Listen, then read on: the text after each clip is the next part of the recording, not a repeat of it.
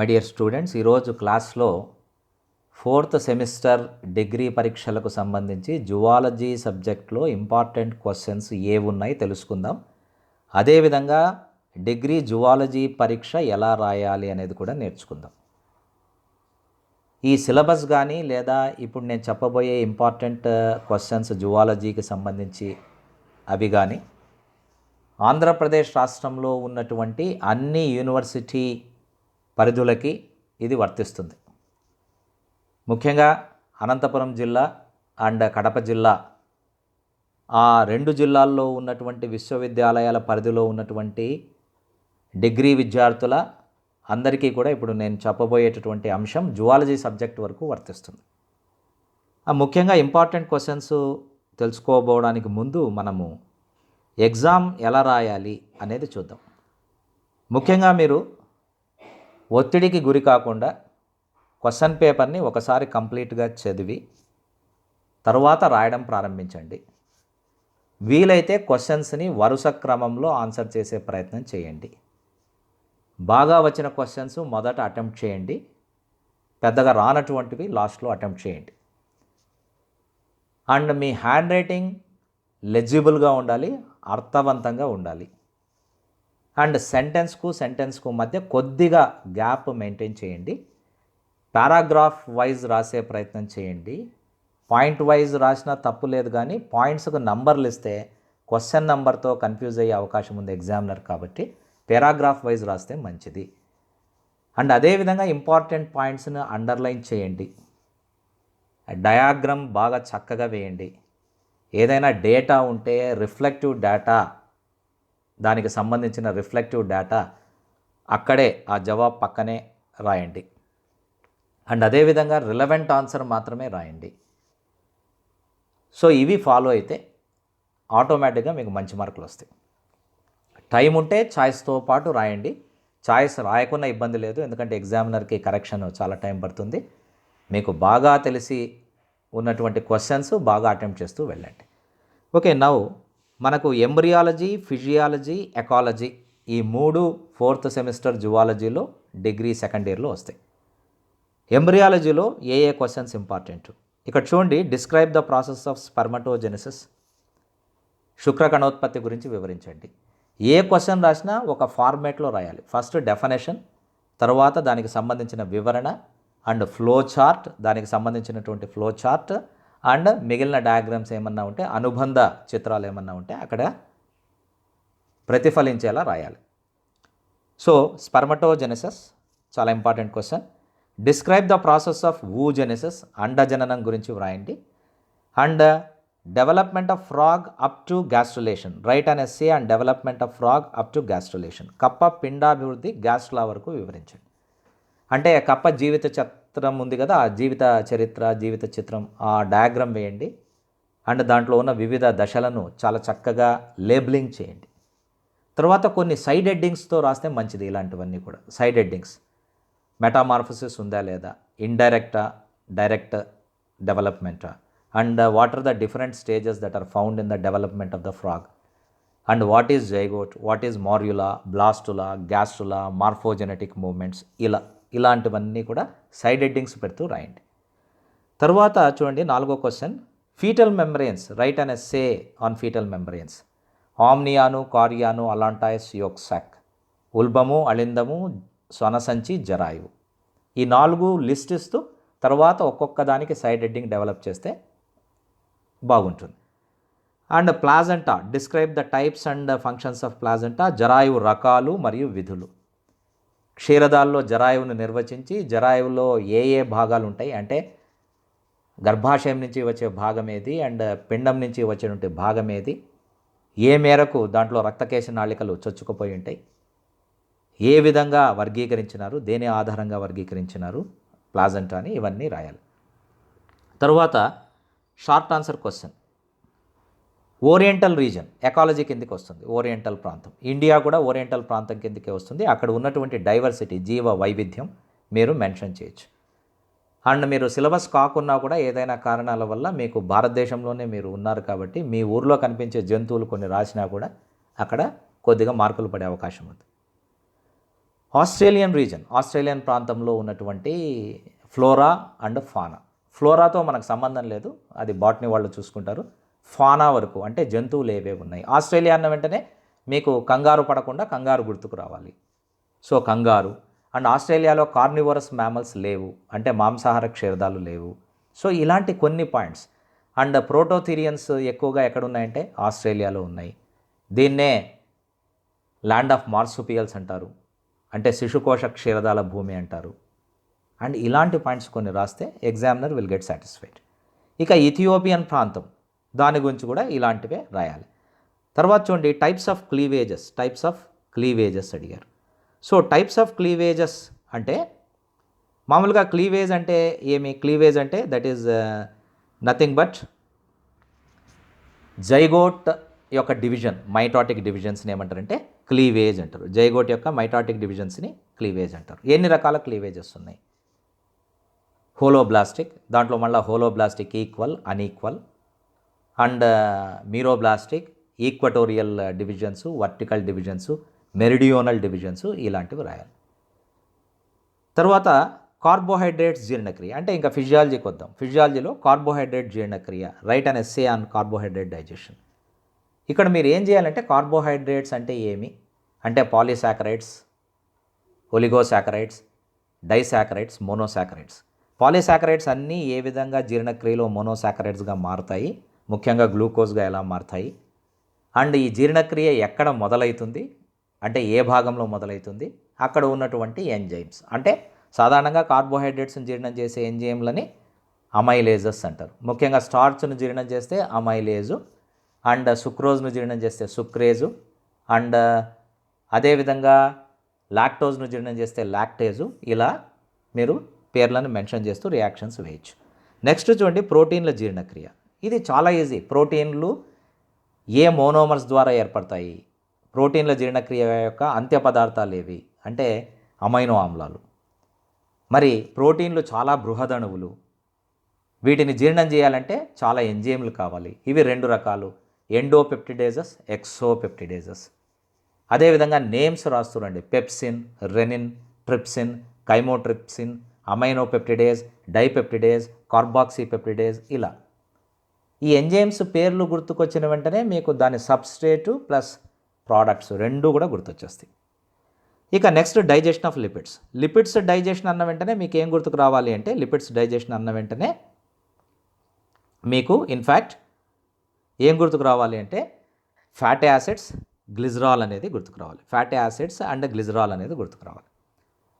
మరి లిపిడ్లలో ముఖ్యంగా మీకు మిసిల్లీ ఫార్మేషన్ అంటే ఎమల్సీకరణ జరగాలి. ఆ పాయింట్ ఎమల్సీకరణలో బైల్ జ్యూస్లో ఉన్నటువంటి సోడియం, పొటాషియం, గ్లైకోకొలేట్, టారోకొలేట్ అనేటటువంటి బైల్ సాల్ట్స్ యొక్క పాత్ర, ఇవన్నీ రాస్తే చక్కగా మార్కులు వస్తాయి. ఇక describe the mechanism of respiration. Respiration యొక్క మెకానిజం ఏది? రెస్పిరేషన్ యొక్క మెకానిజం ఏది అంటే రెస్పిరేషన్ అంటే మీరు డెఫినేషన్ రాసి ఏ విధంగా జరుగుతుంది, రెస్పిరేషన్ ఎలా జరుగుతుంది, ఇన్స్పిరేషన్ ఎలా జరుగుతుంది, ఎక్స్పిరేషన్ ఎలా జరుగుతుంది, ఉచ్ఛ్వాసం, నిశ్వాసం.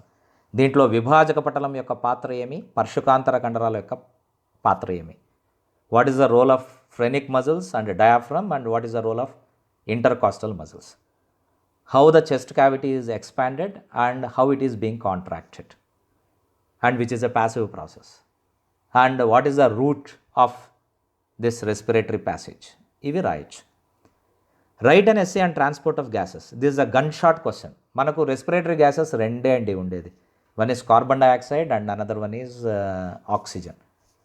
ఆక్సిజన్ ఎలా ట్రాన్స్పోర్ట్ అవుతుంది? చిన్న పిల్లోళ్ళకు కూడా తెలుసు, హిమోగ్లోబిన్ ఉంటుంది మన రక్తంలో, ఎందుకంటే ఎర్రగా ఉంటుంది కాబట్టి.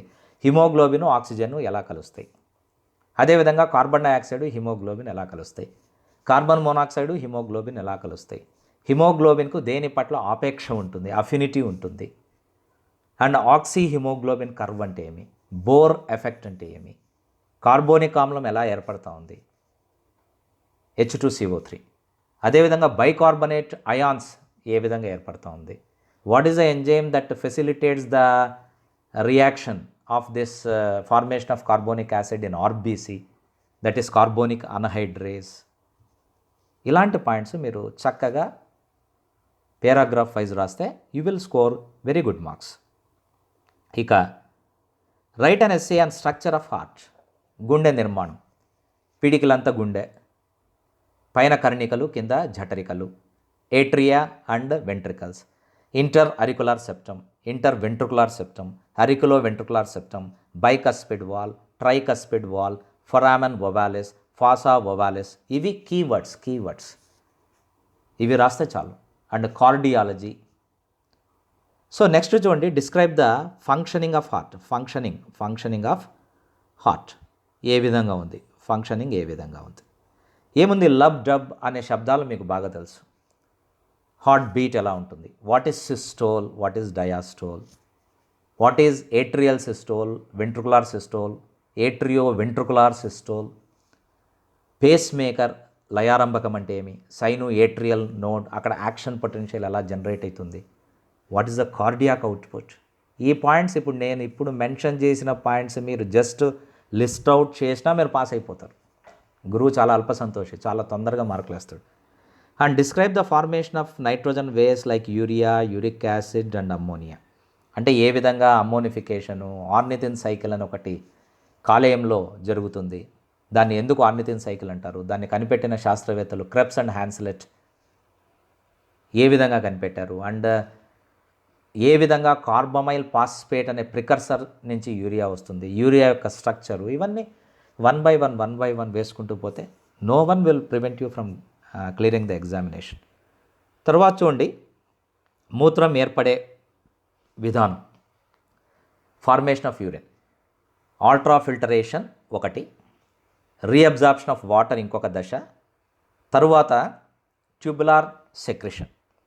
అంటే ఆల్ట్రా ఫిల్టరేషను, నీటి పునఃశోషణ, నాళికా స్రావం, ఈ మూడిటికి డివైడ్ చేసుకొని ఒక్కొక్క దాని కింద పాయింట్స్ రాస్తారండి.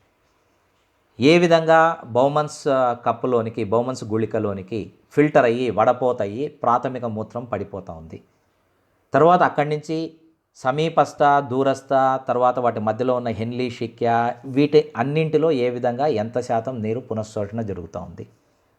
పునఃశోషణ జరగడానికి హార్మోన్ కావాలన్నా వద్దా, whether it is mandatory or facultative, and which are the hormones that are required for the reabsorption of water content during the formation of urine, and what are the other hormones other than vasopressin. There is one system called Ross system associated with urine formation. You mention all these things. Angiotensinogen 1, angiotensinogen 2, erythropoietin, renin, vasopressin, which is also called antidiuretic hormone. And there is one disorder called diabetes insipidus, which is caused due to the low secretion of vasopressin. Like that you mention all these factors. Write an essay on nerve impulse transmission. Nerve impulse transmissionలో ఏ విధంగా అంటే ఎలా జరుగుతుంది. Nerve impulse transmission రెండు రకాలుగా జరుగుతుంది, electrical transmission, chemical transmission. అంటే విద్యుత్ ప్రచోదనము, రసాయనిక ప్రచోదనము. విద్యుత్ ప్రచోదనంలో ఏం జరుగుతుంది, ICF, ECF, intracellular fluid, extracellular fluid, కణబాహ్య ద్రవము, కణాంతస్థ ద్రవము. దేంట్లో సోడియం ఎక్కువ ఉంటుంది, ఎప్పుడు సోడియం లోపలికి వస్తుంది, ఎప్పుడు బయటకు వెళుతుంది. రెస్టింగ్ మెమ్బ్రేన్ పొటెన్షియల్ అంటే ఏమి, అంటే విరామ శక్మం అంటే ఏమి, అండ్ ఏ విధంగా యాక్షన్ పొటెన్షియల్ జనరేట్ అవుతుంది. దిస్ ఇస్ కాల్డ్ డీపోలరైజేషన్, విధ్రువీకరణ అంటారు. తర్వాత పునఃధ్రువీకరణ ఎలా జరుగుతుంది, రీపోలరైజేషన్ ఎలా జరుగుతుంది. సింపుల్గా resting membrane potential, action potential, repolarization, hyper polarization. Sodium potassium pump, sodium gates, potassium gates, ion gated channels, ligand gated channels, voltage gated channels. ఇవి రాస్తే అయిపోయింది, మార్కులు వచ్చేస్తాయి. అండ్ నెక్స్ట్ చూడండి, synaptic transmission in detail. What is synapse? Synapse is nothing but a neuronal junction. రెండు నాడీ కణాల మధ్య ఉన్నటువంటి సంధి ప్రాంతాన్ని సైనాప్స్ అంటారు. ఇక్కడ స్రవించేటటువంటి రసాయనాలు ఏవి, న్యూరో ట్రాన్స్మిటర్స్, నాడీ అభివహన పదార్థాలు, న్యూరో హ్యూమర్స్ అని కూడా అంటారు. ఇవి రెండు రకాలు, ప్రేరణశీల, నిరోధశీల. అంటే ఎగ్జైటేటరీ అండ్ ఇన్హిబిటరీ. ఏవి ఎగ్జైటేటరీ, ఏమి ఇన్హిబిటరీ. వీటితో పాటు కొన్ని పేర్లు. For example acetylcholine, sympathin, GABA.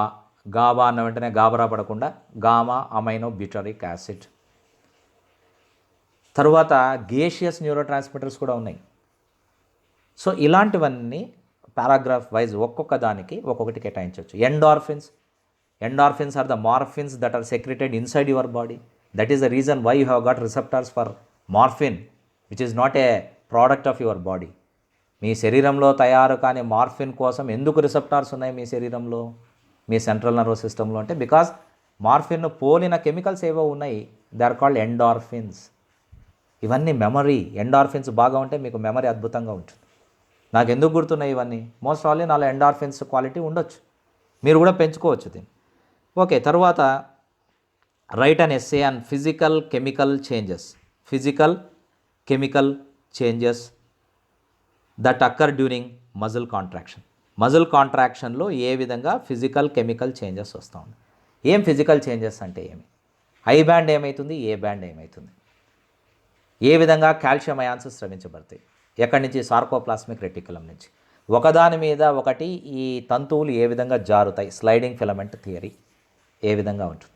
Actin పైన ఉన్నటువంటి యాక్టివ్ సైట్స్కి ఏ విధంగా మయోసిన్ హెడ్ పోయి అతుక్కుంటుంది, యాక్టోమయోసిన్ సంక్లిష్టం. యాక్టోమయోసిన్ సంక్లిష్టం ఏర్పడిన తర్వాత once the actomyosin complex is formed, how the myosin heads slide over the actin filament, that causes power stroke. తర్వాత దానికి రివర్స్గా జరిగేది రికవరీ స్ట్రోక్. ఇవి ఈ టైంలో ఏ బ్యాండ్ సైజ్ ఏమవుతోంది, ఐ బ్యాండ్ సైజ్ ఏమవుతోంది, which is the structural and functional unit of the muscle contraction, that is nothing but the sarcomere. ఇవి physical changes. Coming to the chemical changes, ATP ఎలా వస్తుంది, దాన్ని recharge చేసే creatine phosphate అంటే ఏమి, that is a muscle పాస్పోజన్. కండరము ఎప్పుడైతే anaerobic రెస్పిరేషన్లోకి వెళ్తుందో ఏ విధంగా దాంట్లో లాక్టిక్ యాసిడ్ ఏర్పడుతుంది. Once the lactic acid is formed in the muscle, how it causes, how it induces fatigue. And what do you call that cycle where the lactic acid is taken from muscle to the liver, thereby converting the same into pyruvic acid and subsequently to the glycogen, and this glycogen is shared between liver and muscle. What do you call this cycle? This is called Cori cycle. Yeah, there ends the matter. And write an essay on pituitary gland and hypothalamus. Pituitary gland, smallest endocrine gland, master gland, trophic hormones, hypophysis అంటారు. దాంట్లో adenohypophysis, neurohypophysis, growth hormone, adrenocorticotrophic hormone, follicle stimulating hormone, luteinizing hormone, prolactin, corpus luteum నుంచి వచ్చే progesterone, ఇవన్నీ కూడా mention చేయొచ్చు. Melanocyte stimulating hormone. And coming to neurohypophysis, oxytocin and vasopressin. Vasopressin గురించి already ఇంతకుముందే urine formation అప్పుడు చెప్పాను. And oxytocin, it is called labor hormone. It induces the contraction within the smooth muscles of the uterus, thereby aiding parturition. And it is also responsible for the ejection of milk from the breast. So these are the fine points, refined points which you can mention while writing an examination. Don't fill up your paper with the trash. Your examination paper booklet is not a trash box of your computer. Remember that. And describe the gastrointestinal hormones in detail. జఠరాంత్ర హార్మోన్లు, English వస్తే తెలుగు వస్తే zoology వచ్చేస్తుంది. జఠరం అంటే జీర్ణాశయం, ఆంత్రం అంటే పేగు. ఇవి స్రవించే enzymes కాదు అడిగింది, hormones. What are these hormones? I have mentioned while teaching the syllabi. I have mentioned different names of the hormones like ghrelin, cholecystokinin, enterokinase, secretin, gastrin, like that. అవన్నీ మెన్షన్ చేయండి. ఇక describe the hormonal control of mammalian reproduction. క్షీరదాల ప్రత్యుత్పత్తిలో ఏ విధంగా అంతఃస్రావక వ్యవస్థ పాల్గొంటుంది. There are certain hormones called gonadotropins, for example FSH, LH. అదేవిధంగా సెక్స్ హార్మోన్స్, స్టెరాయిడ్ హార్మోన్స్, లైంగిక హార్మోన్లు కొలెస్ట్రాల్ నుంచి ఏర్పడతాయి. ఇవి టెస్టోస్టిరాన్, ఈస్ట్రోజన్ అండ్ ఆండ్రోజన్స్ అని అడ్రినల్ కార్టెక్స్ స్రవించేటటువంటి set of male hormones, androgens. ఇవన్నీ కూడా రాయాలి. ఏ విధంగా గ్రాఫియన్ ఫాలికల్ డెవలప్ అవుతుంది, ఓవ్యులేషన్ ఎలా జరుగుతుంది, ఓవ్యులేషన్లో లుటినైజింగ్ హార్మోన్ సర్జ్ ఎలా ఉంటుంది, how the embryo will be implanted in the uterus and which hormone prepares the uterus for pregnancy, గర్భధారణకు అనువుగా గర్భాశయాన్ని తయారు చేసేటటువంటి హార్మోన్ ఏది, యాంటీ అబార్షన్ హార్మోన్ ఏది, అండ్ పార్చురేషన్ జరగడానికి ఏ హార్మోన్ ఉపయోగపడుతుంది, ఇవన్నీ కూడా గుర్తు చేసుకొని రాసే ప్రయత్నం చేయండి. Had a detailed note on menstrual cycle in human. దీంట్లో 3 ఫేజెస్ ఉంటాయి ఆఫ్ కోర్స్. అసలు మెన్స్ట్రువల్ సైకిల్ దేంట్లో కనపడుతుంది, ప్రైమేట్స్లో కనపడుతుంది. ఎండోమెట్రియల్ లైనింగ్ అంతా పీల్ ఆఫ్ అవుతుంది.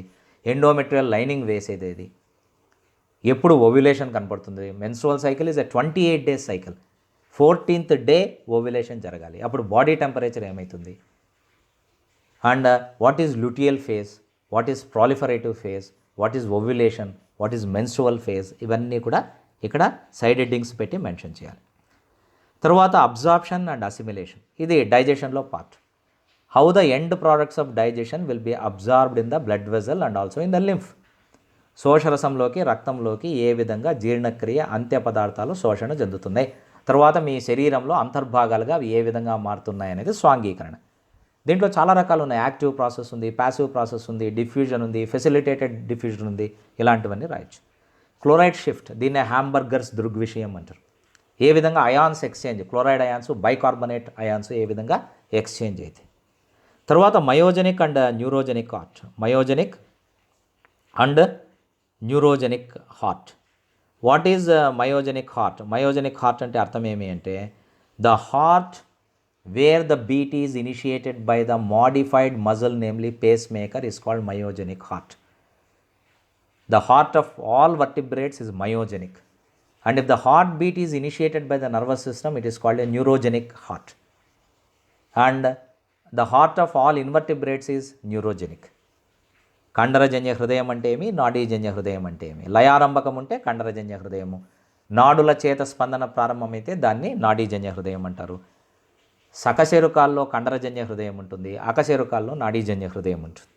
ఇక కార్డియాక్ సైకిల్ అంటే ఇంతకుముందు మనం చెప్పాం కదా వర్కింగ్ ఆఫ్ హార్ట్లో, systole, diastole, pacemaker, action potential, and నిమిషానికి ఎన్ని బీట్స్, ఒక బీట్ జరిగినప్పుడు ఎన్ని ml రక్తం తోడివేయబడుతుంది, ఇవన్నీ కూడా. And classification of animals based on excretory products, ammonotelic, ureotelic, uricotelic. Ammonotelic example, ureotelic example, uricotelic example. యూరికోటలిక్కి ఇన్సెక్ట్స్, రెప్టైల్స్, బర్డ్స్ అంతే. పక్షులు, సరీసృపాలు, కీటకాలు యూరికోటలిక్, యూరిక్ ఆమ్లాన్ని విసర్జిస్తాయి. యూరియాని విసర్జించేది ఏది గుర్తుకు రాకుండా మనమే, హ్యూమన్ బీయింగ్, మ్యామల్స్. అండ్ అమ్మోనియాని విసర్జించేది జలచర జీవులైనటువంటి ప్రోటోజోన్స్. ఇక నెఫ్రాన్ విధులు, నిర్మాణం ఆల్రెడీ కొద్దిగా చూసాం. మాల్ఫీజియన్ గుళిక, Bowman's capsule, glomerulus, afferent artery, efferent artery, అభివాహి వృక్కధమని, అపవాహి వృక్కధమని, vasa recta, proximal convoluted tubule, descending limb, hairpin bend, ascending limb, distal convoluted tubule, collecting tubule, like that. And విధులు ఏముంది, osmotic regulation, osmotic balance. And మూత్రం ఏర్పడే విధానం చూసాం కాబట్టి ఇక్కడ దాన్ని మళ్ళా నేను చర్వణం చేయాల్సిన పని లేదు. స్ట్రక్చర్ ఆఫ్ నెఫ్రాన్కి కూడా ఈ పాయింట్స్ రాసి ఫంక్షన్ దగ్గరికి వచ్చేసరికి యూరిన్ ఫార్మేషన్లో మనం చెప్పుకున్న పాయింట్స్ రాస్తే సరిపోతుంది. తర్వాత స్ట్రక్చర్ ఆఫ్ న్యూరాన్ అంటే ఏమి, నాడీ కణం. ఇది జంతు సామ్రాజ్యంలోనే అతి పొడవైన కణం న్యూరాన్. అతి పొడవైన న్యూరాన్ జిరాఫీలో ఉంటుంది. న్యూరాన్ డివైడ్ కాదు, ఎందుకంటే దాంట్లో తారవత్ కేంద్రాలు లేవు. Centrioles are absent in neuron. As a result they don't undergo division. And neurons have dendrites, cyton, axon. Axon is surrounded by myelin sheath. The naked portions of the axon are called Ranvier nodes. You try to write all these points. Now, action potential. ఇంతకుముందు నేను nerve impulse transmission చెప్పిన పాయింట్సే. Depolarisation wave, అది దాని గురించి రాస్తూ వెళ్ళండి. Synapse, ఇది కూడా మనం డిఫైన్ చేసాం. And classification of muscles, that is చారల కండరము, నునుపు కండరము, హృదయ కండరము. That is striated muscle, smooth muscle and cardiac muscle. వాటి మధ్య ఉన్నటువంటి భేదాలు. Ultrastructure of skeletal muscle fibres, అంటే ప్లాస్మా మెంబ్రెయిన్ మజిల్ సెల్ను ఆవరించి ఎలా ఉంటుంది, దాన్ని ఏమంటారు, సార్కోలెమ్మా. లోపల ఉన్న జీవద్రవ్యం సార్కోప్లాజం. లోపల ఉన్న నునుపు అంతర్జీవ ద్రవ్యజాలకం సార్కోప్లాస్మిక్ రెటిక్యులం.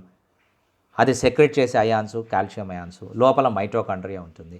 తర్వాత I band, A band, light band, dark band. I band మధ్యలో ఒక రేఖ ఉంటుంది, దాన్ని జెడ్ లైన్ అంటారు. రెండు జెడ్ లైన్ల మధ్య ఉన్న స్పేస్ని సార్కోమియర్ అంటారు.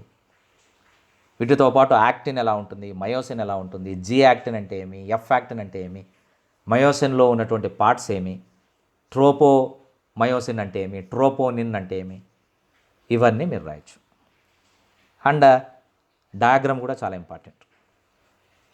తర్వాత థియరీస్ ఆఫ్ మజిల్ కాంట్రాక్షన్, ఇంతకుముందు చెప్పాను కదా స్లైడింగ్ ఫిలమెంట్ థియరీ, దాంట్లో వచ్చేటువంటి physical chemical changes you can mention here. Types of muscle contraction, దీంట్లో ఐసోమెట్రిక్ కాంట్రాక్షన్ అని, ఐసోటానిక్ కాంట్రాక్షన్స్ అని మనం చెప్పుకున్నాం, అవి మెన్షన్ చేయండి. Property of functional hormones, hormones ఎన్ని రకాలు, ఇవి proteinaceous hormones, biological amines and steroid hormones అని 3 రకాలు. తర్వాత క్యాటకాలమైన్స్, ఇవి కూడా మెన్షన్ చేయొచ్చు. వాటి ఫంక్షన్ ఏమి, how they inspire, how they activate, how they stimulate various metabolic activities, basal metabolic రేట్ని ఎలా రెగ్యులేట్ చేస్తాయి, మెటమార్ఫసిస్ని ఎలా రెగ్యులేట్ చేస్తాయి, గ్లూకోనియోజెన్సిస్ని ఎలా రెగ్యులేట్ చేస్తాయి, glucogenesis, glycogenesis. There is umpteen functions of hormones which you can make mention. Next, pancreas. So pancreas అంటే క్లోమో, mixed gland, heterocrine gland అంటారు దీన్ని. దీంట్లో ఐలెట్స్ ఆఫ్ లాంగర్ హ్యాన్స్ ఎలా ఉంటాయి, alpha cells, beta cells. Alpha cells ఏ విధంగా గ్లూకగాన్ని స్రవిస్తాయి, బీటా సెల్స్ ఏ విధంగా ఇన్సులిన్ స్రవిస్తాయి, which is hyperglycemic, which is hypoglycemic, which is feasting hormone, which is fasting hormone, like that. తర్వాత చూడండి thyroid gland and parathyroid gland.